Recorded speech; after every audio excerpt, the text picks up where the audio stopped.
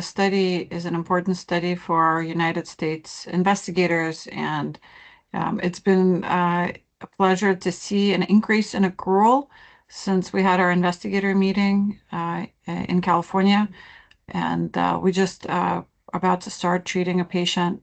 We are in the process of randomizing them. So it's a good time. And as you know, HER2 positive disease has been my area of research and focus for many years. My lab is focused on understanding the mechanisms of trastuzumab resistance. So when I learned about HLX22, I was particularly interested about the mechanism of action and the emerging data, of course, both preclinical and clinical, with combination therapy, including trastuzumab and fluoropyrimidine-based combination. Well, of course, HER2-directed therapy is so important in our disease, and one of the biggest impact, to our field that I was able to personally make is to bring dual immune checkpoint blockade in combination with anti-HER2 therapy to our patients in first-line setting. What this study is uniquely positioned to answer the question is, which is better, dual immune checkpoint blockade with anti-HER2 or a combination with dual anti-HER2 therapy, the complete HER2 blockade. I think the timing of HLX study is critical because it will help propel the study forward and answer important questions that were not answered or not even attempted to answer. When I saw the survival data from that study, I was very interested in response rate and efficacy.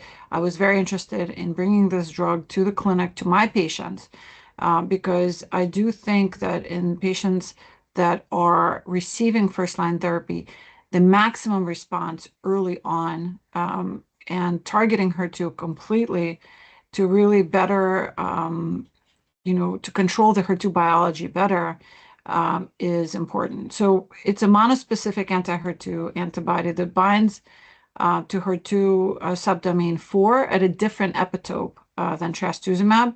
So of course, we know trastuzumab has been a very difficult drug to move out of clinic. It's worked so well in our disease.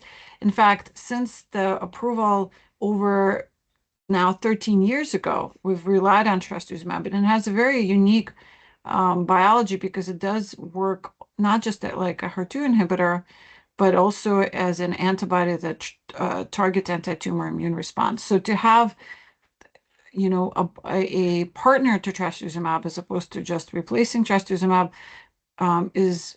it's good for us for two reasons. One is because in the reality of the clinic for patients who are getting therapy for gastric cancer in the United States, unlike China, for example, where this drug originated, we have doctors who only treat gastric cancer maybe once or twice a month, who are treating HER2 positive disease as well, gastric cancer. So if they have a drug that they're already familiar with and using in breast cancer and they're just building on it, I think is an advantage because once our study is positive, and I think it will be positive, it's not just having a positive study that's important to me. It's getting to the patients who can't get to me to get their state-of-the-art therapy, who are getting therapy somewhere in the middle of a small city in the middle of America where they don't have a tertiary cancer center.